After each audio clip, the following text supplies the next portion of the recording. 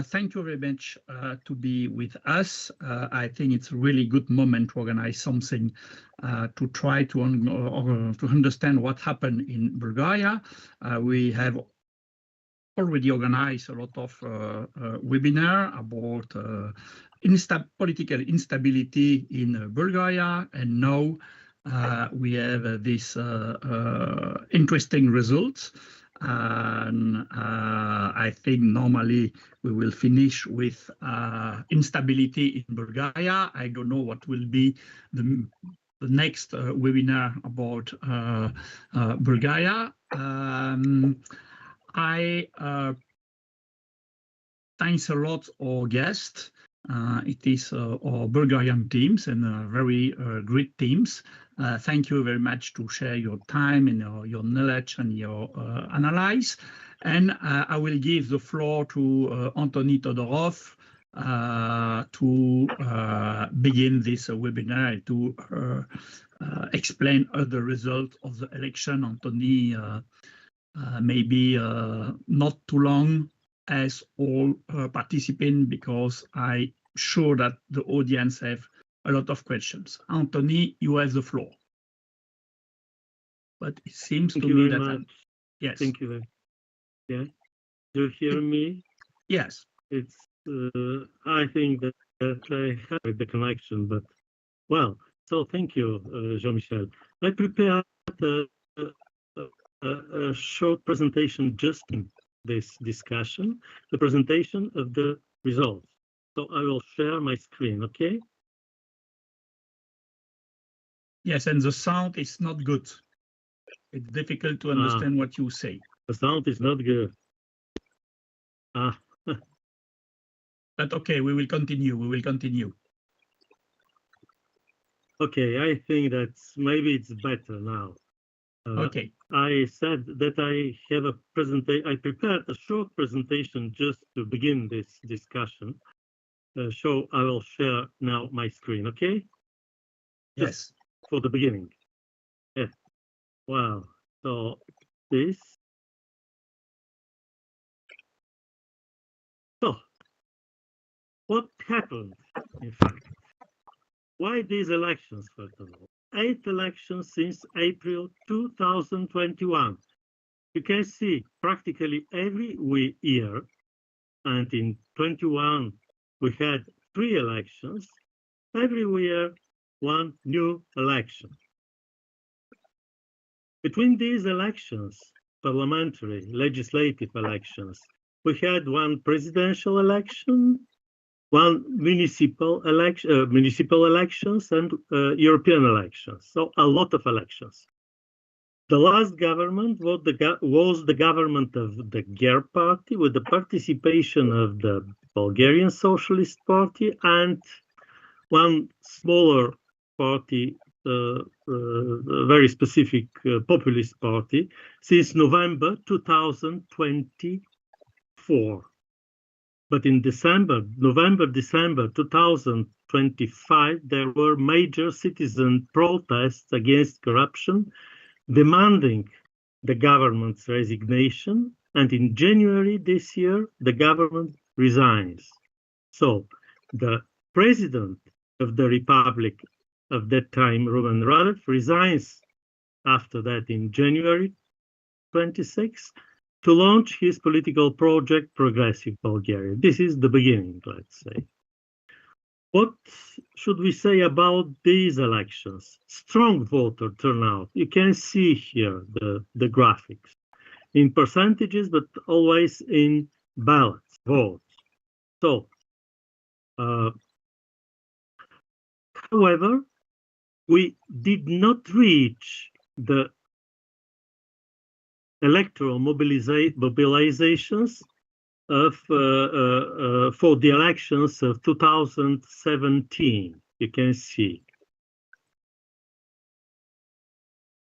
However, the now elected parliament has a diminished political representation. So you can see here the percentages of the parliamentary parties, the parties in the parliament.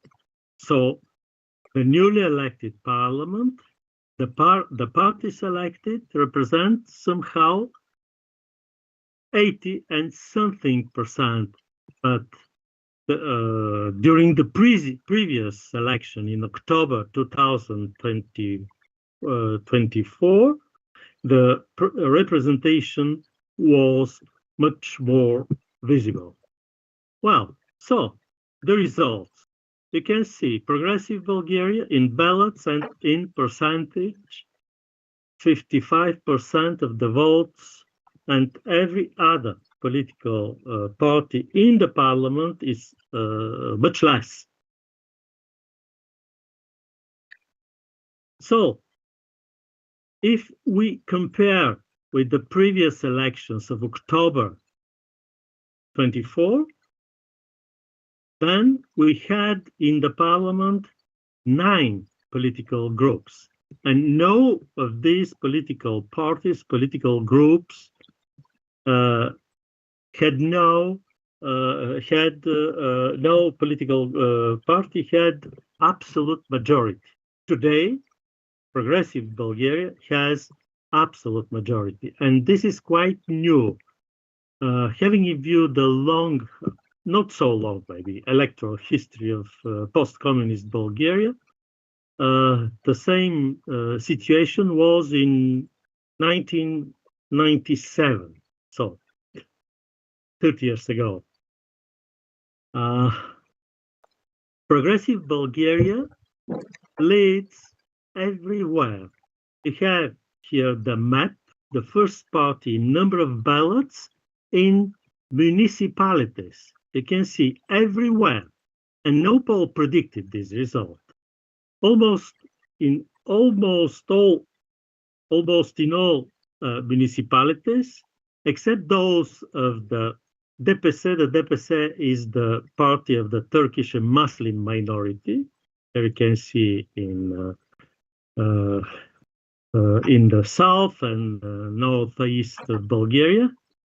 But Progressive Bulgaria won in municipalities where we had elected mayors from GERB, BSP, and PPDB. This is the liberal right coalition in Bulgaria. So even in Sofia, Progressive Bulgaria was the first party in number of ballots during these elections.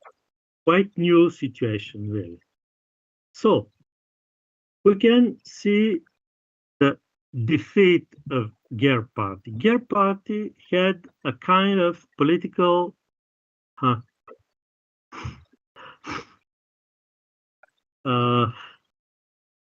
I'm looking for the word. Decline?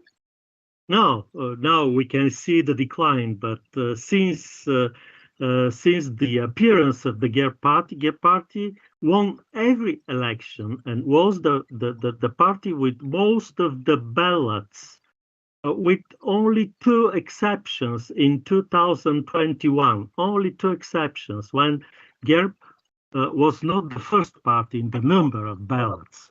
So we can see this decline and the defeat of GERB, and today GERB is, you can see the number of ballots, not in percentage, we can easily find the percentage, but in number of ballots, it's very important, because when in 2017, GERB was more than 1.1 million of ballots, today is somehow around 400,000 voices.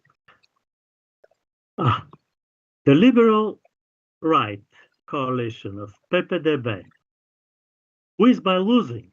Why? Because this was the party that appeared, not a party, it's a coalition, it's a large coalition of one party, PP, We Continue the Change, and DB, Democratic Bulgaria, is another coalition of 2 parties today, of 2 rightist, let's center-right parties. And so you can see the votes for this liberal right since 2017. In November 2021, when this new party, PP, we continue the change, formed by one former minister of the ad interim government of Roman Radev in that time. This new party won the elections, and together with the other part, the democratic Bulgaria of the liberal right, they had a kind of majority. They formed the government, not a majority in the parliament, a kind of majority, but they formed a parliament with two other parties, with the Socialist Party and with this party of well-known showman, populist small party, IT, and what is means there is this kind of people. I cannot really translate it. They formed a government, but this government not succeeded more than 1 year to existence. And this small party, ETN, was the reason for the defeat of this government. So after that, the liberal right, you can see the regress in votes. For the elections of 2023, they unite, but they collected less than they they had in 2022, when these two parts of the liberal rights were separated. So today, you can see that in these last elections, they, however, received more ballots than on the previous elections, but, however, they did not succeed to mobilize the civil unrest, the civil protest of November, December 2025. This is the party of Roman Radev that succeeded to mobilize all these people, or most of these people. One new situation with the Bulgarian Socialist Party. So for the first time, this party is outside of the parliament because the result is under 4% of the votes, and 4% of the votes is the legal threshold for entrance in the parliament. So you can see that this decline, however, lasted for many years. Some 1 million of ballots in 2017, today less than 100,000 of votes.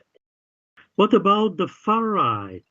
The far right also in some decline in these elections, especially. But however, before we can see, and among the far right parties, the revival party was Raždane.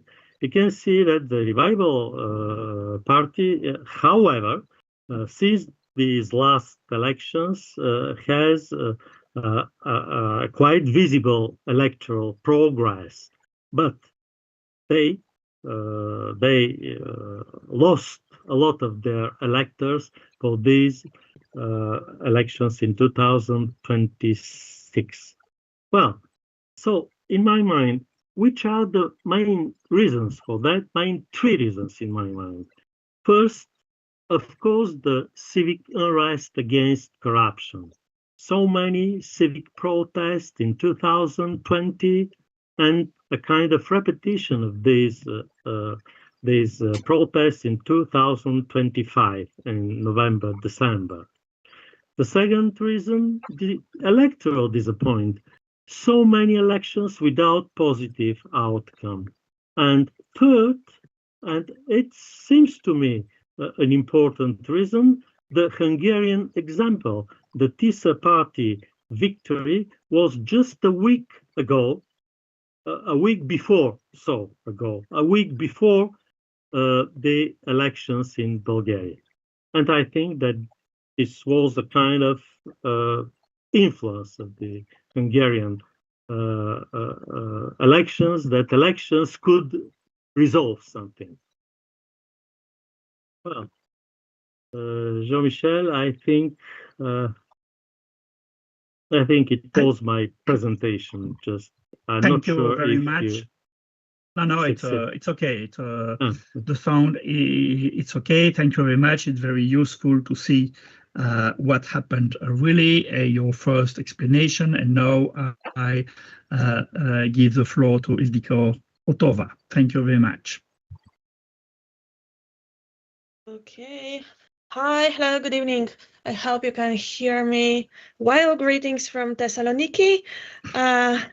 And I will start with my excuse that I'll need to leave in 30 minutes, but I'm sure we'll have a nice discussion after that. I'll jump directly into my my explanations on why on why Radev actually won the elections, and I'll start with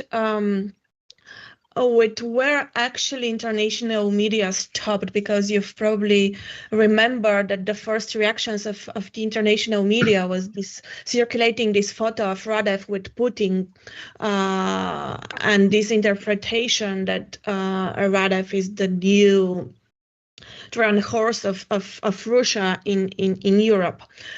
Which is actually a good starting point, and probably experts have rightly pointed to Russia's involvement in Radev political rise. And of course, there are certain reasons to raise concerns about the online influence, for example. But for me, what's really important is the question of funding, the sources of funding this extremely expensive campaign.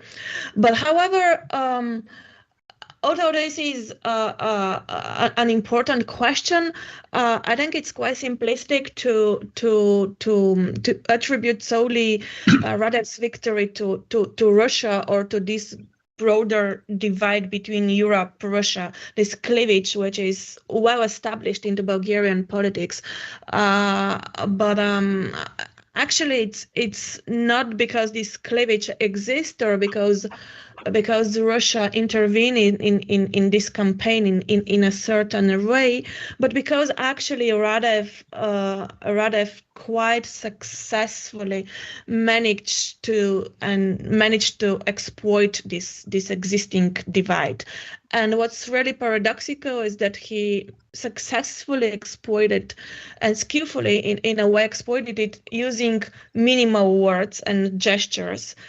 And actually, he managed to tell everyone what exactly this person needed to hear. So he has become adept of using silence, paradoxically communicating exactly what various audiences what they seek to hear. So in my understanding, the main reason for this victory is exactly this, I would say, discursive situation we have. Because since the mass wave of protests in 2020, we've been caught in this, not only in this cycle of elections, but also in a cycle of empty rhetoric, of discourses and words without meaning. And Radev actually has successfully managed to control the narrative and effectively to tell everyone what they really want to hear. And this is not a classical, if you want, anti-elitist rhetoric built on this well-known distinction between the corrupt elite and the poor, honest, long-suffering people. And it's not the progressive Bulgaria. It's not a standard expression of teen-centered, if we use Kasmuda's definition, kind of a project. Because it's a different kind of a situation where we don't have a populist wave. We have a stable populist situation for like more than, probably, if we take as a starting point the protest wave of 2020 of a constant populist situation, but we can actually find the beginning of this process of normalizing populism even before that. So there are kind of a different explanations. I also want to stress on the slogan of this campaign: "We are ready, we can do it, and we will succeed." So those words, in the situation of empty rhetoric, in a way, are a project of a sense of purpose. They're giving kind of a sense of purpose to people, without giving concrete details. But people don't need concrete details; they just need a meaningful expression to start voting for such kind of a new project. So this is more kind of a symbolic politics that we have. There is another important moment for this victory, which we should not overlook, and this is the Radev's filtration with this idea of a potential referendum on the euro. People do not need a rational explanation on for why food is expensive. They need someone to blame, and this moment was as well pretty well used by Radev. Even if the prices do not even rise, which is actually not true, we can see the rise of the prices in Bulgaria. The situation like this is enough to give power to such kind of a project. And the last point is, of course, because there are many people voting for this, especially coming from the younger generations, because of his promise to deal with the corrupt elite, to in a way put the end of this situation of state captured. But even and this is probably the trickiest moment for Radev and progressive Bulgaria, because even the first days after the elections, we've seen this resignation of the acting chief prosecutor coming days after Radev's victory. But actually, those are the first signs of a new arrangement, and they are already a signals of a new realignment within oligarchic networks. And here I'm coming to the same question: where do the funds for this really expensive campaign comes from? And even those few examples leave little room for optimism for the coming months. And we've seen, like minutes ago, the new government, the names behind this project, and those are either people with no public biography, or people we don't really know, or those we do know are already related to oligarchic circles and are part of the status quo in terms of this connection between political circles and businesses. So I'll stop here for the moment. Okay, thank you. Thank you very much to be with us. And greetings to our friends in Thessaloniki. And I give the floor to Petia Georguieva. Petia. Thank you. Hello, everyone. The purpose of my talk will be to answer the question, what Bulgaria of Radev will looks like after Bulgaria of Borisov. And, you know, Bulgaria during the last 25 years went through at least 3 cycles of looking for the strong man. The first one was former king. Then we have 2 generals, but from different military forces. First of all, I will address the way in which observers, international media, but also the other political parties see and frame what progressive Bulgaria and what Radev will bring to the country. One first type of narrative is very critical. Radev won a very important victory. He is forming one-party government. He will have a very significant majority, and there is a very important risk to see the country on the way of illiberalism, of democratic backsliding, and of a kind of autocratic transition. Of course, these kind of narratives came from the pro-European and progressive and also pro-democratic forces. It is true that with the new composition of the parliament, the democratic Bulgarian will continue the change are rather diminished. What is more, they split. There will be in 2 separate political groups. It is true also that we have seen some signs during the campaign, during the declaration of Mr. Radev and his fellow party members attacking the civic association, accusing the sector of non-governmental organizations. Democratic Bulgaria within the church were really stigmatized as the very, let's say, negative actors in Bulgarian society, etc., etc.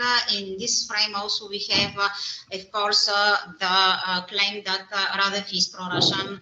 Radev will join FITO at the European stage, and also there is a high risk of new geopolitical strategy. The second narrative is, I will say, the business as usual, or for some things to remain the same, everything must change. Very often we've heard this kind of arguments from the camp of Gerb and Borisov. Why? Because we know Radev, he's not a new alternative. It is not a true change. It is like a replacement of one circle of oligarchs by another circle of oligarchs. And of course, how to explain this very expensive electoral campaign. The third narrative is he will bring stability.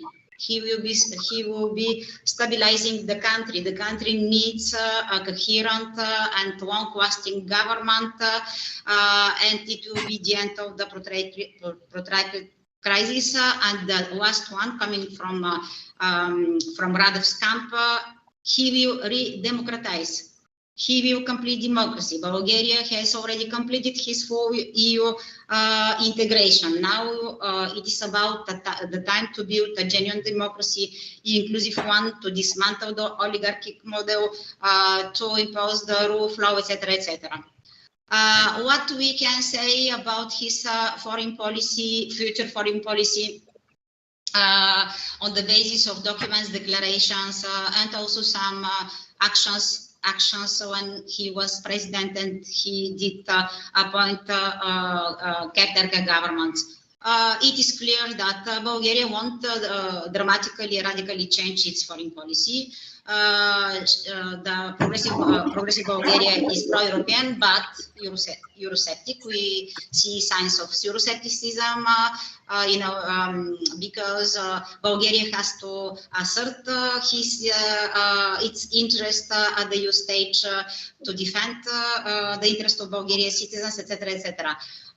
We don't know yet to which party family at the European level the new party will be associated, will be into the conservative and reformist group, Party of European Socialist Patriots for Europe, we will see that. But what is clear that during the European Councils and the Councils of the European Union, Bulgaria want support further extension of the vote in qualified majority, especially in the field of the foreign policy. So Bulgaria will say no. We don't know if there will be some new changes when Bulgaria will ask to abrogate some sanctions against Russia, especially concerning the energy, or if Bulgaria won't abstain or vote against a new package of sanctions against the regime of Putin. But we don't know yet if Bulgaria will continue to stay in the Council for Peace of Mr. Trump or not. And what is sure, that is there are emergencies in Bulgaria. The new government will be focusing on the new budget to contain the inflation, to stop the dramatic rise of prices, and to look for a way to stabilize the budget and the financial situation of the country. And while we are talking, I can inform you that we know already the composition of the new cabinet, and the position of Ministry for Foreign Affairs will be in fact occupied by a woman. According to the declaration half an hour ago, the first thing is to stop rising prices, and then to start dismantling this oligarchic model by providing for the election of new Supreme Judicial Council and the elaboration of the laws necessary to the negotiation of the new tranche of EU funding under the Resilience and Stability Plan. Thank you for your attention. Thank you very much, Petia. And now I give the floor to Maria Spirova, maybe to begin to think what will happen now with Radev regimes, what we can expect, what are your hypotheses? Yes, good evening, I guess. Good afternoon. I guess we have now gotten used to these webinars. Maybe we'll pause for a little bit and see if stability does come our way.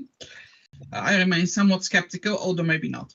So, well, I think, yes, the big question here is what can we expect? And some of the answers have already been, I think, hinted at in terms of foreign policy. So what I wanted to do, what I thought I'd do, I cannot add that much, but I think from a comparative perspective, the question is, what can Radev do if he wanted to do it? Now, we don't know how illiberal he really wants to be, or he will be led to be in terms of the illiberalism that we have seen in other countries. But I think what we know from them is that what makes it possible for one person to get his way, basically, right? And I think we've seen it in other countries. Happily, we've also seen it swing the other way. So I guess it's a little bit more hopeful, even, right? Even if, well, it is more hopeful to even consider it, I think, now than it was, a month ago. So basically, right now, we have very clear indications of a party, not even a party, an organization, not even an organization, a project, let's say, around a single person, as other people already said, just as in 2001, in many ways, just as in 2009, around Borisov. So the question is, how is that going to develop, I think? So how can one person get their will? Well, if they have no internal opposition, I don't see the party. I mean, the party is just in its very, very rudimentary form, right? It was founded days before the election, or a couple of days before the election. Now, if Radev really proceeds to build the party, I think then we can, then we might begin to talk about structures. But right now, it is a one-person show, at least the way I see it. If we go beyond the party, right, you need to have no challenges, and the chances of a united and strong opposition is relatively weak, I think, as we've seen a lot of wasted votes, as Antony said already. Not the highest ever, but pretty close to the highest ever in Bulgaria, right? Over 20%, which benefited the biggest party. So and the remaining opposition has already began splitting the favorite activity of the Bulgarian center-right. So that is unlikely, I think, to provide a strong stop to Radev. Other checks and balances, right, outside parliament, a strong and independent media. Well, I guess we still have to see. I mean, of course, I'm outside Bulgaria, but from what I do try to listen to the Bulgarian public media, and I have kind of heard them fall in line again. Right? There was some relatively little. I see a relatively little space there for strong opposition. Strong civil society can help, right? If assuming, right, Radev wants to go a neoliberal way. But we know that has been challenged and, hurt in the last years as well. Bureaucracy, the public service, the civil service as a source of opposition and for democracy feelings, also not really a possibility in Bulgaria. So, or at least I don't see it, right? Because we know that it's been fallen into the hands of various patronage and clientelistic networks. So the question is, what can he do? And I think if he wants to do things, he can do them. So in that regard, if he wants a neoliberal turn, he probably could achieve it, and he probably could get support for it. Something that I don't think we've talked about in our events, or at least I don't remember, but I came upon these numbers recently. Among the Bulgarian people, right, well, a clear majority, over 60%, think democracy is the best form of government, and this is data from about a year and a half ago. 49%, that is close to 50, right, do believe that prefer a strong leader who's not accountable to parliament. So if this is the public spirit, then a neoliberal turn is possible. Now, is he going to go that way? I personally, I don't think so. I think what will happen is a replacement of the pyramids, to use Henry Hale's patron of politics imagery. Right, we'll have, or at least a pretense for replacement of the pyramids, one system of oligarchy control into another. We saw also, we've seen the ministers, we see there again the impact of Radev and the other armed forces, as Petia hinted at. So there's the Air Force is now in charge, and maybe that is a better version of whoever's in charge than the firefighters. But we also saw that they did not go strongly after Peevski in this latest attempt to establish a committee to right, to examine his doings. So I think the best I think the best we can hope for is that replacement of one system with another. So I'm not very I'm not very optimistic, except for stability. I guess I don't see a big challenge coming anytime soon, despite although, and then I'll probably leave it at this. I think a lot will depend on what Radev will do, how present he will be, and what he will do in terms of party building. Because, of course, as a party scholar, I believe in the power of party organization. And let's not forget that's what brought Tisza to power in Hungary and can maintain leaders. But we've seen others disappear, right? Simeon disappeared. Well, Borisov, I guess, was with us to stay for a while, but after he actually built an organization. So unfortunately or fortunately, a lot of the small parties have also disappeared. That was already discussed, right? So we have never had such a strong concentration of power, I think, in the hands of one politician, even more so in 1997, I think, because then we had a bigger coalition in power with much more clearly defined interests and factions. Now we have just one man, the man on the white horse. He arrived, if you remember what we talked about, 2 months ago. So I'll leave it at that, and we're looking forward to questions. Thank you very much, Maria. And last but not least, Ivaylo, what is your analysis? How do you see the future? You have the floor. I will share just 2 slides while talking.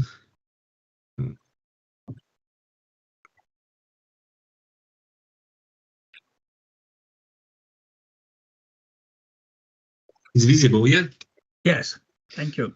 So turning back to, I think, so the question of political normalcy, restoration of political normalcy, or going to illiberal turn, maybe these 2 directions are similar to the Bulgarian case. Historically, political normalcy in Bulgaria, it's what actually happened. From my perspective, already from the beginning of the transition, we have this political normalcy in the Bulgarian sense, in the Bulgarian context, is a lot of grievance, then streets full of people, and then opening a perfect opportunity for new political parties. Already was said that this happened somehow in previous years, in 2001, 2009, but also in 2021 with new protest parties. But I will say that the beginning of the Bulgarian transition was somehow this type of nexus between the not really having, I think already in the last webinar, we talk about how we don't have really a political party system with strong preferences, but we have this cycle of emergence of new challengers and white horse, strong men and so forth. So basically in 2025, 2006, what happened in Bulgaria was, I will say, a perfect laboratory case study of how protest lead to perfect opportunity, momentum that can be used for a very short period of time. Otherwise, the emergence of new party, the momentum will be lost. So I think with this connection of the conditions in the end of 2025 and the mechanism of the protest leads structurally and by the decision of political party leaders and strategies around them to this result that we didn't expect it. I think in the webinar that we talk about something between 25-30%, but nobody expected the full majority. So basically Bulgaria was in a context of strongly divided elite since 2020.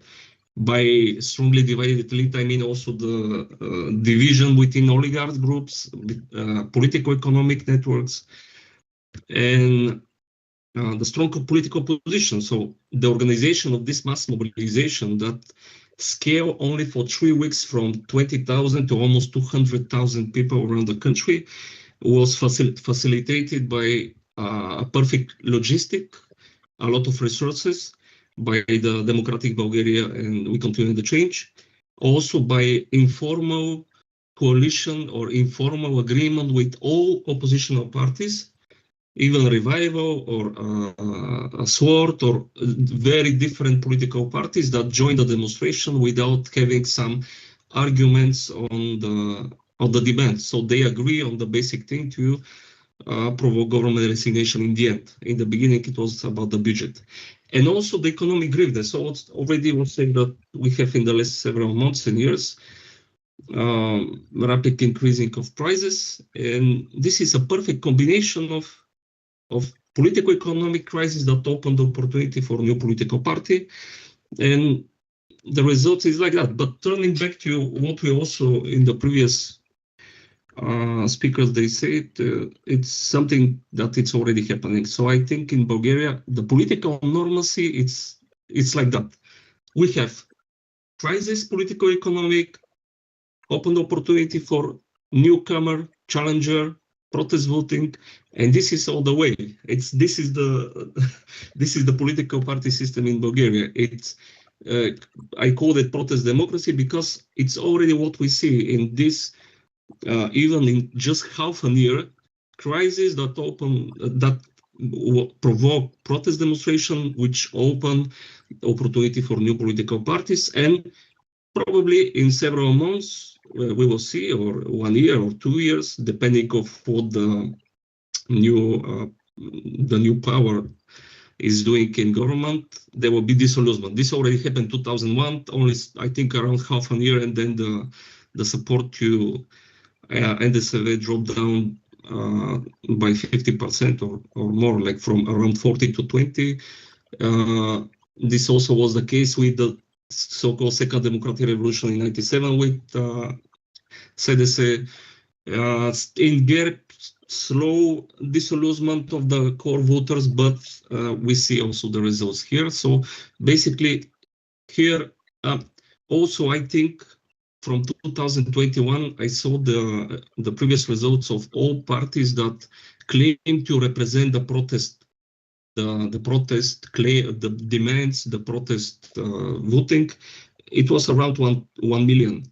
From 2001, all these 8 elections, actually we have around 1 million voters. In the previous elections in the beginning of 2000, in 90s, this is for sure more than 1 million, but I think maybe this is the case of, and also why these newcomers all the time they try to attract more or less some more, I would say, centrist political preferences.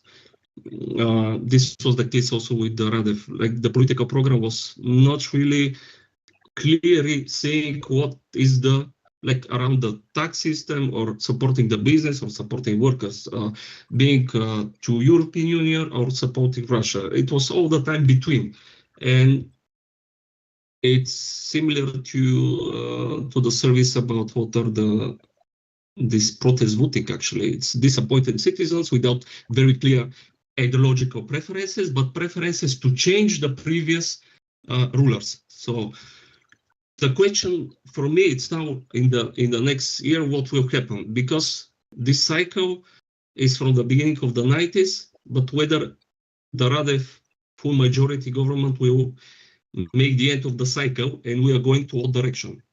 To another party system configuration, or to let's say, like similar to Poland, where you have polarization with more clear political blocks based on ideological preferences and so forth, or we are going to Serbia, to a case where you have authoritarian turn. So, or in just several years, we will turn back to this cycle of new protests and newcomers coming as a savior of the people. So it's my question to the future.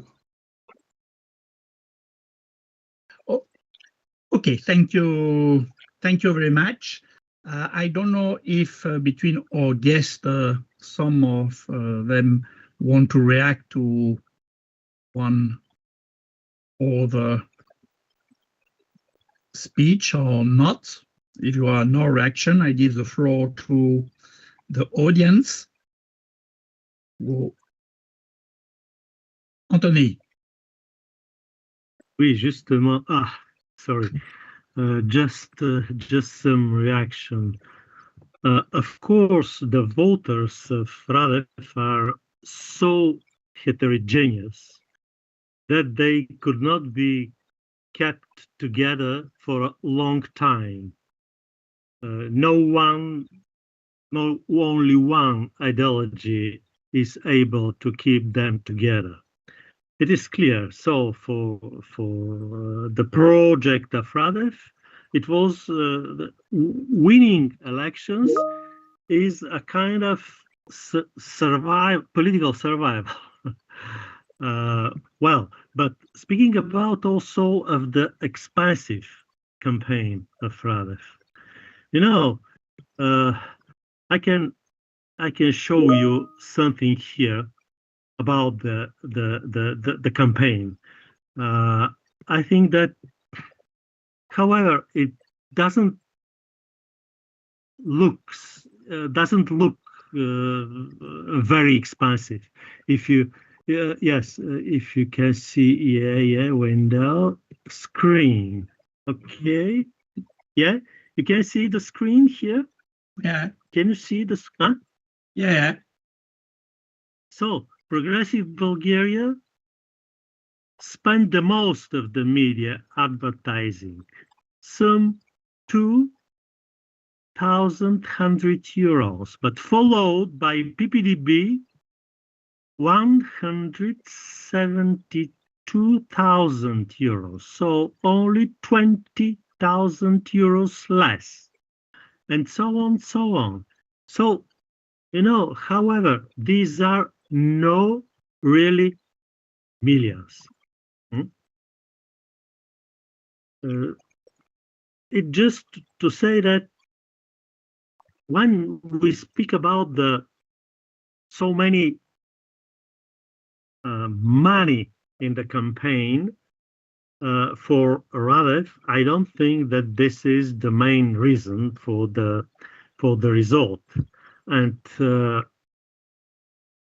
shall we also speak about an important Russian intervention in the Bulgarian elections? Of course, there is an intervention, but if Mr. Putin is able to produce what happened in Bulgaria today, we have to change immediately the way to choose our governance and begin to choose them by allotment, no, not by elections, if Putin is really able to produce this result.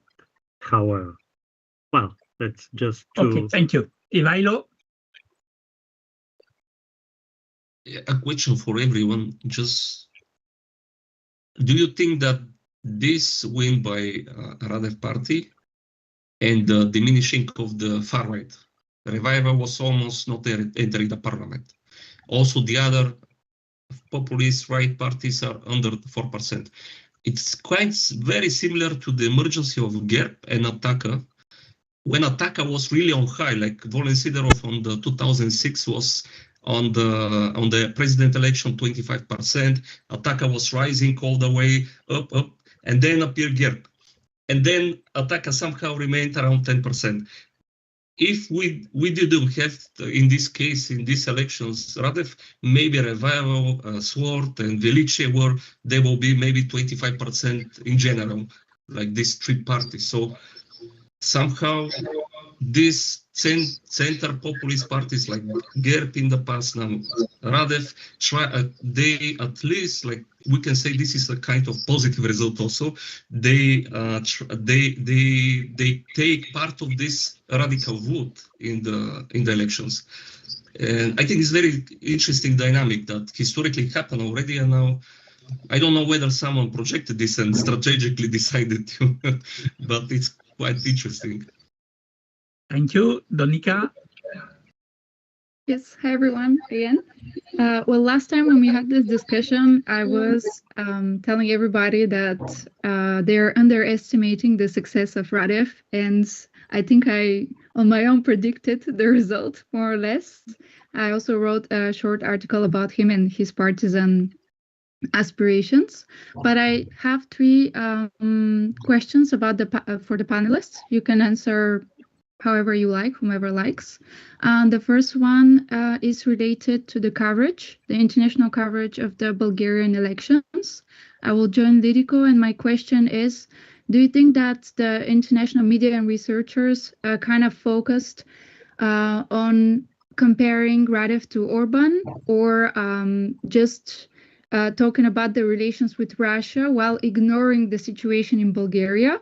The second question I have is regarding the foreign policy of Radev, maybe some predictions on the North Macedonia and the protection of the Bulgarian minority. Will Radev continue to hide behind the framework of the European Union, or he's going to take a stand with his new government to protect the Bulgarians there? And the third one is, do you think that Ilyana Otova will be a candidate for the next presidential elections? Because the duo Otova-Radev in key institutions, the presidency and the parliament, is actually very important. And it backs up Radev a lot in the policies that he's going to implement. And yeah, what do you think about her candidacy, or do you think any other prominent candidates will come up? Thank you. Thank you. Maria? Yes, thank you. I just want to make a comment on the statistics on the spendings for the campaign, because in fact in this study the money for social media is not counted, which is very significant. It's just for traditional media, so probably we don't know really the price of the campaign. Yeah. Thank you for this important precision. Petia? I would like to answer some question. I don't know if we pass to this stage of the discussion. May I? Yeah, sure. Okay, first of all, to react to the comment made by Ivaylo, you are right. We talked about it, that Radev would consolidate the far right and Eurosceptic, anti-European, etc. vote. And it is true that for the first time, I would say, since, let's say, 1997, the picture of the Bulgarian parliament, of newly elected Bulgarian parliament, is a predominance of Eurosceptics with a really diminishing place for the genuinely pro-European, genuinely pro-Western forces. It is the first time. Second, I would like to address the questions of Dominika. In foreign policy, as far as Bulgaria is still one of the poorest countries of the European Union, as far as Bulgaria still hopes obtaining the billions of euro from this recovery and resilience plan, I don't think that at least in the short term, there will be some radical changes in foreign policy.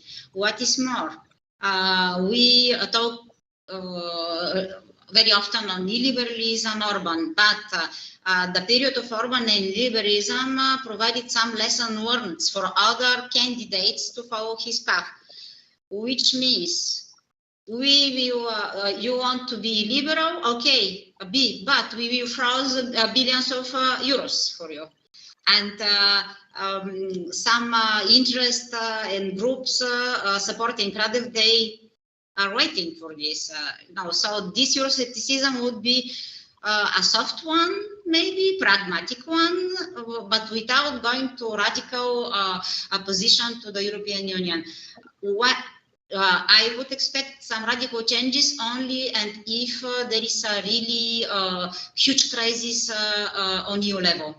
And you know, the followers of these kind of parties, they predict the end of the European Union, etc. But maybe they will try to moderate sanctions, to allow some exceptions, exemptions to have Russian gas because of the crisis in Hormuz, etc. But I don't expect radical changes. And yes, the coverage in the international media was focused on the pro-Russian and let's say, image of Radev, but it was understandable because a week before our elections, we had the Hungarian elections. Okay, thank you. And to Aneta, with the floor.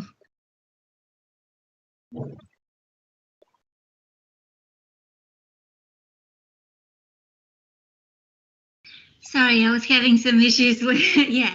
I wanted to comment a little bit about the international coverage, to add a little bit. So it's not the way that, and I've been following it very closely, especially US media, and the way that they're defining Radev's supposedly pro-Russian stance is by looking at his position on the Ukraine war and pulling back on military aid to Ukraine. And the way that they're interpreting the supposed pro-EU or not pro-EU position is they're simply looking at his support for the referendum on adoption of the euro.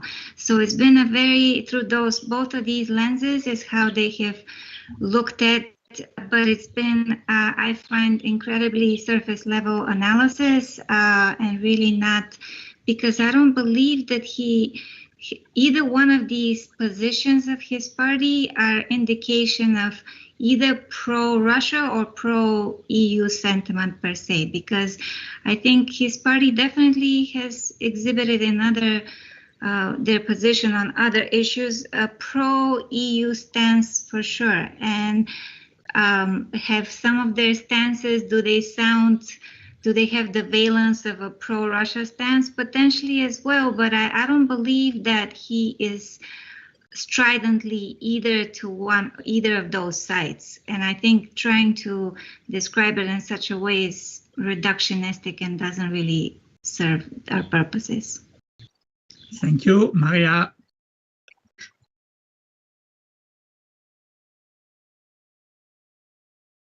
Maria. Okay, so a couple of responses in the reflection. So on the international media, yes, I agree. I mean, I also got requests, right? Questions from various relatively small media sources. And the major questions was the Russia thing. And that made sense, right? With Orban just out, people were looking for also sensationalism. The other question was corruption.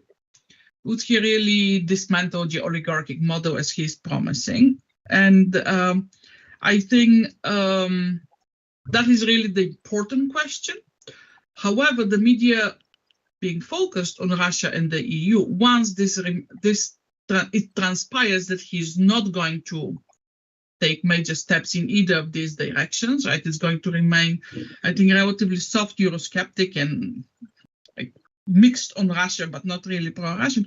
I think, and I think that's what makes me sad, the world will again forget about Bulgaria, the way it had forgotten for all these years, when people could do in many ways whatever they wanted. And I think the danger, right, I mean, even putting corruption away, the danger of this one person being able to do maybe a lot, right? He has right now the power to do a lot. And yes, maybe Ivaylo is right, and in 6 months we'll have another disillusionment, but maybe not, because Borisov did not disappear within 6 months, right? He found a way to build the networks and the pyramid, however you want to say it. So I think there's a lot of potential to go either way, and I think we need to remain vigilant about it. But I think the world will not care, and that's makes me a little sad about the whole thing. So Radev was good for one thing, got attention. Just to lighten up a little bit, I talked to a travel woman who owns a travel company in the Netherlands, and she said, Radev, I don't care. He brings business. People all of a sudden are talking about Bulgaria, which is a sad thing, but it's true. That's it. Ivaylo. About the international coverage, like the day after the election, in my work, everyone asked me, "Oh, after Orban down, you have pro-Russian government in Bulgaria." And I was like, "Okay, it's not that simple." But everywhere in Germany, like Spiegel, everyone was publishing pro-Russian. Like even in Slovenia, recent election again, because Janša is going to form a government probably. It's now again in this direction. Slovenia, it's after Orban losing elections, Slovenia and Bulgaria are going to Orbanist direction. I think this is very simple logic, but usually in international media, countries like Bulgaria, Serbia, Slovenia, Romania, they're important only about foreign policy. And I agree, like it's here in the reason why we have this electoral victory. There's so much, like it's a deep frustration from the political crisis, from corruption, from searching somehow also political norms in the sense, okay, let's have someone who seems like emotionally that can lead. I mean, there has also some psychological factors why this happened. And but in general, I just wanted to share how really I also was frustrated here in Germany, in Berlin, and still like all questions are about this, the foreign policy. And before appearing Radev, the questions were about revival, whether revival will rise to more than 15%, 20%, and so forth. Now Radev appeared from nowhere and they changed the narrative. I don't think that, I agree with Maria, that I don't think that this will be really a clear-cut difference with the foreign policy. Before more, it's similar to the why Hungarians vote for Orban.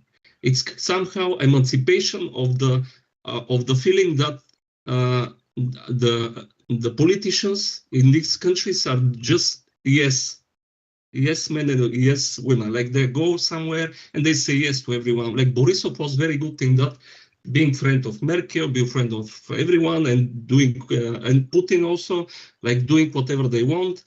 And this is somehow maybe frustration to have now a political leadership in the very intense international relations with multipolarity, several wars around us, and to have a strong position. And what will be that? I don't believe, like if you look on the not political, but the economic base of the country, nobody want change of the membership of European Union. I mean, if we left European Union, all the made businesses will disappear, like the agricultural oligarchs, for example, which received 95% of the subsidies and are millionaires driving Lamborghinis and Ferraris.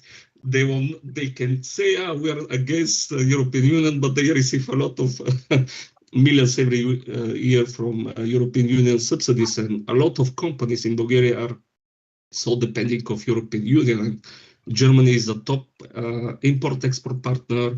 All European countries actually are in the first top 20, top 30. So economically, nobody wants. I think it's just for internal use, for some voters that are somehow disappointed.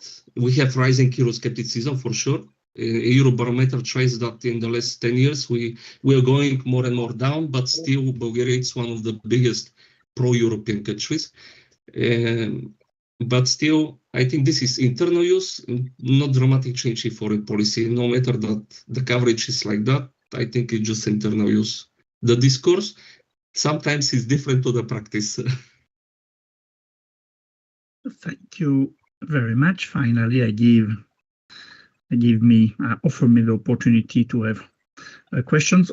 How do you see the future of BCP? Do you think it's the end of the story, Socialist Party, or an opportunity to finally build a new European left, maybe not very stronger, but as in Poland, 7-8% of the electorate from the big city? Is it an opportunity, or you think it will be the end of the story? Antony.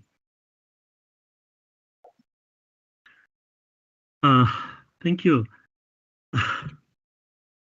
I will just say a few words about this international coverage, but will answer your question, Jean-Michel, about the Bulgarian Socialist Party.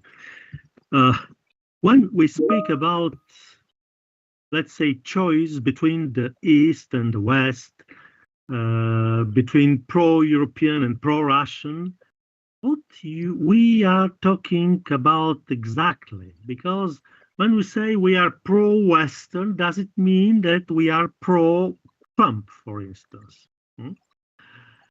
Speaking about pro-European politics and choices, we should in fact realize that behind this, we speak about pro-democratic choice, pro-democratic choice, or pro-autocratic when speaking about pro-Russian choice today.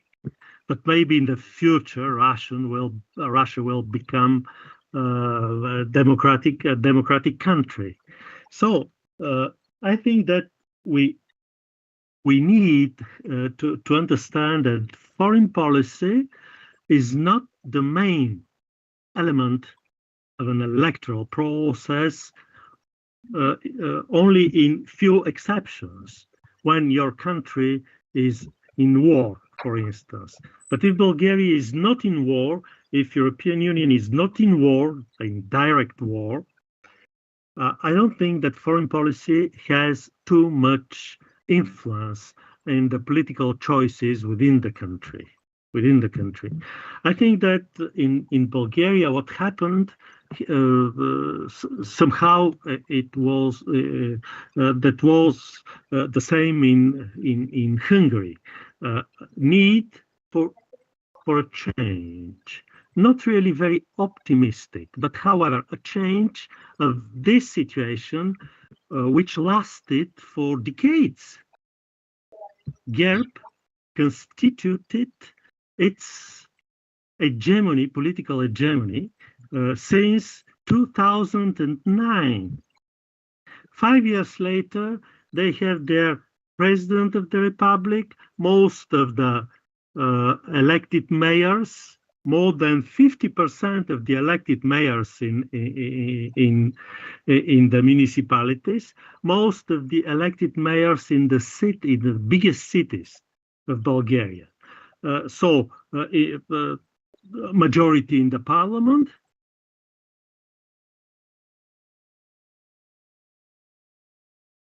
And what happened in Bulgaria today is just to put the end of this situation of the political hegemony of GERB. But what about the Bulgarian Socialist Party? It's a, let's say, very bad situation for the socialists. But this party was, however, also very heterogeneous, with a part living in the past, in the communist past, and but with younger socialists that choose this party for ideological reasons, for different values, and so on. So the today's situation, in my mind, could be.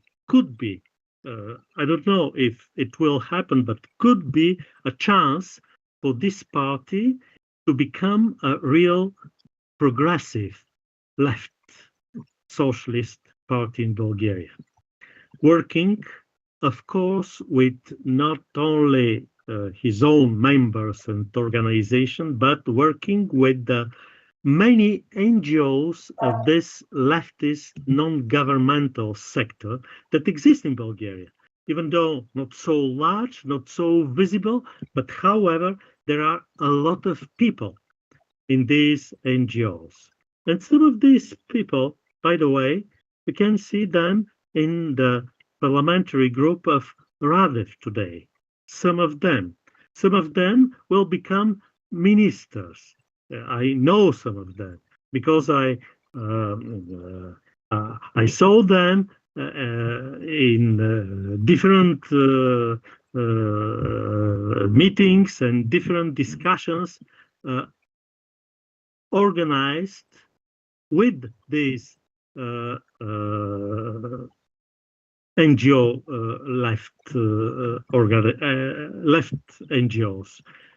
So for me, BSP could persist, could change into a progressive leftist party, but who knows? Okay, thank you. Antonetta? Yes, I wanted to bring up a bunch of points that the speakers so far have brought up because I'm really interested. First of all, to Ivaylo's point about the far-right parties not doing so well in this election.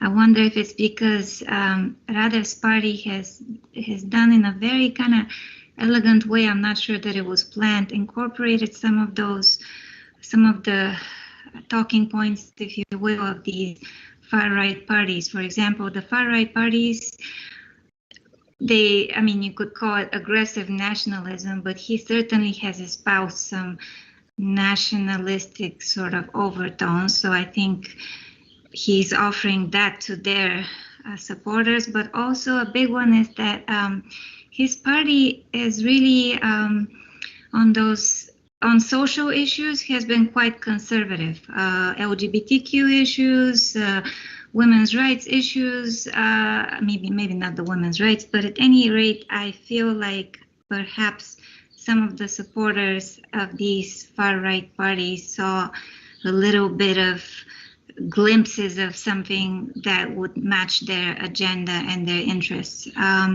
The other thing, to Maria's point, I'm really interested in how the party is going to address this eradicating oligarchism issue. I mean, because, okay, in the Western media, there's only one oligarch that is spoken about, and that's Delian Peevski, of course, but clearly we have more than one oligarch.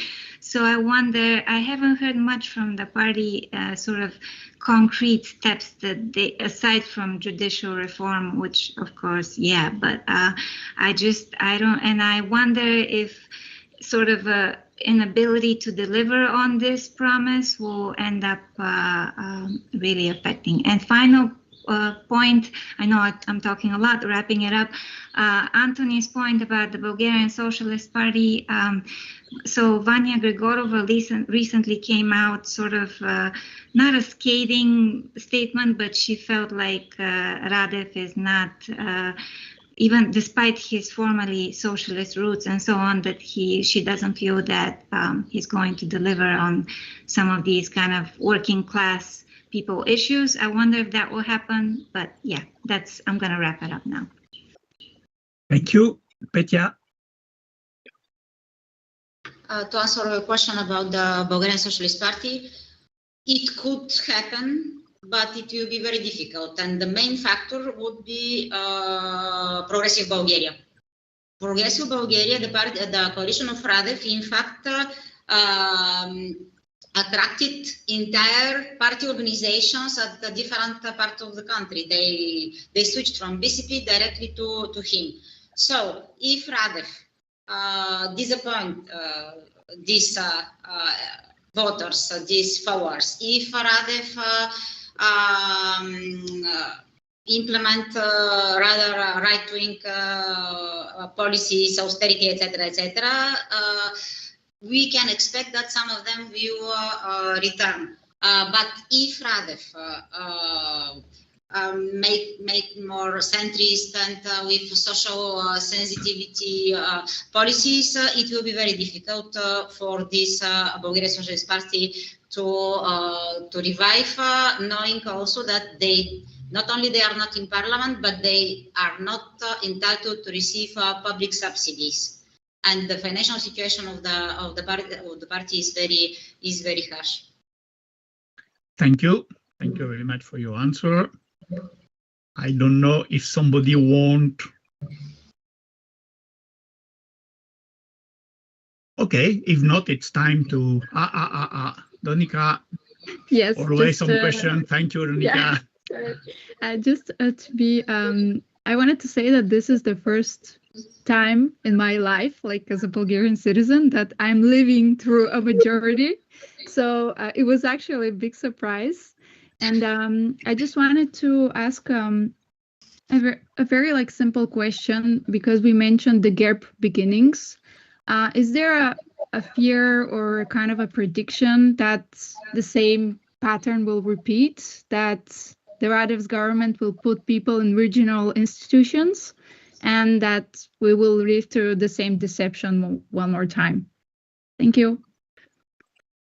Thank you, Maria. I think the answer is yes. And that's what I was hinting at as well. I think I sure hope I'm wrong, right? So, and if we are all wrong, then let's have a big party and call off all webinars. But I simply think there will be a replacement of one patron or pyramid with another. We know, at least from what I understand, and again, I'm also, sorry for the noise, a little outside, but all the people we elected are locally ingrained kind of in the politics and business in the societies, and that's how, if for those of us who remember, right, 2009, Borisov brought a lot of what we considered new people, but they all came from the local politics. And if this happens, then he has another machine, and there's nothing wrong with competing machines of service delivery. Thank you. Last question from Max Valentin. Yes, thank you very much for today's conversation about Bulgaria, which was very interesting and which was a very big discovery for me, as I'm not at all familiar with the Bulgarian party system. I wanted to ask you something about the potential categorization of Radev's party, because when you describe this, spontaneously, I had in mind the case of the 5-star movement. And I remember that when the 5-star movement emerged in Italy, many people were asking, because normally in the theoretical conceptualization of populism, populism is considered as a thin ideology, being annexed, being attached to a broader one. And the heterogeneological dimension of progressive Bulgaria made me think of the debates at that time about the political identity of the 5-star movement in Italy, and about the idea that populism wouldn't be only a thin ideology, but also a deep one, a core one. So, what are you feeling about these impressions, these debates on the categorization for progressive Bulgaria? Thank you, Petia.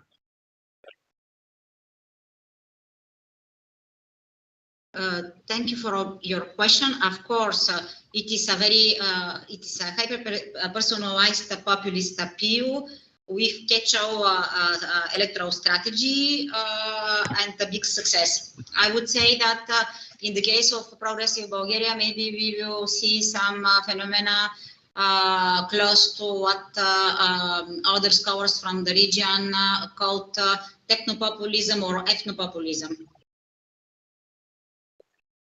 Thank you, Maria. Yeah. Maria. Yeah, that's exactly what I think I wanted to bring up, the ethnopopulism. So first of all, I guess I don't know that much about 5-star. Well, I know some, but it's interesting because it's the second time I get this question in the span of the last few weeks. So it must be that it's very similar. So I relate to your observation. I think that we should not underestimate the role of nationalism in this. And patriotism, even if you want it, in this phenomena in Radev, because for all that we have said, Radev is not Borisov, right? So he appeals to that a little bit more, and again, excuse my language, if anybody, but more elevated sense of, this is somebody that can represent us, right? So he has the military posture. I mean, if you listen to right the way he's very well respected in NATO and beyond, right? So he can drive an airplane by guide an airplane. I mean, this is more than what a usual person can do, right? So in that regard, there's pride, there's patriotism, and there's, I think, nationalism. And the flag, right? A lot of people showed us those pictures immediately after he won with the big Bulgarian flag in the mountain and his relations to that. So I think that is very, very important here. And I think it almost it trumps the populist card even for me. But maybe, again, I'm happy to be wrong on all of this. Thank you. Ivaylo. I think it's important what kind of people were actually on the front of the party. And from now, like looking on the list of the ministry of the cabinet that was published just 5 minutes before our meeting, there were several people who are with clear left-leaning positions in the past. Like Pekanov, who will be vice prime minister, Ivo Christov, Prodanov. So they were in the past left-leaning. Some Pekanov, for example, also liberal left. So maybe like similar like 5-star movement. I think they have some years after the appearance, they separated on right and left block within the party. I don't know the other people in the Radev party, but could be similar dynamic, and remaining as party that can represent diverse profiles and having diverse people, politicians in the party. Maybe. But turning to Donik, a comment about the first time being in the living in a full majority. I didn't fly to Bulgaria after the election. I'm still not been there. I don't know what is the feeling to be there, what people feel, because if you look on the election results, I remember 97 and 2001 and then 2009. So all the appearance of these newcomers and full majority or electoral breakthrough of new party, and there was enthusiasm. I don't know whether now, like the people who are in Bulgaria, they can say whether there is some enthusiasm across, like, of course, in academia, university, no, but like in the shop, in the streets, in ordinary people, like how they feel. Because I remember in the previous newcomers, there was some kind of enthusiasm, like, there will be a change and something will happen. I think these protest voters who decided in the last moment and make the shift of around 10%, voting in the day, like deciding on the day that they will vote for Radev, they are very important, like to understand what these ordinary people without clear political preferences just decided to vote for him, and for them, like the hope and the emotional triggers are kind of interesting. What they will decide after 1 or 2 months when they see the political program in practice. Thank you, Maria. Just a short comment. I mean, let's not forget that it's 50% of the 50%. Right? So it's still actually much smaller proportion than the 50% of 1997, the 50%, the more than 50. Well, you get my point. So the group of people that would be enthusiastic is also smaller. And I wanted the second point right now, and I'm spacing out and I forgot it, so I'll let Antony speak. Tony. I think that our enthusiasm is the Bulgarians' type of enthusiasm, so quite limited enthusiasm. When we saw the people in the streets of Budapest after the victory of Tisza, this didn't happen in Sofia, in Bulgaria. So it's a limited enthusiasm. Okay.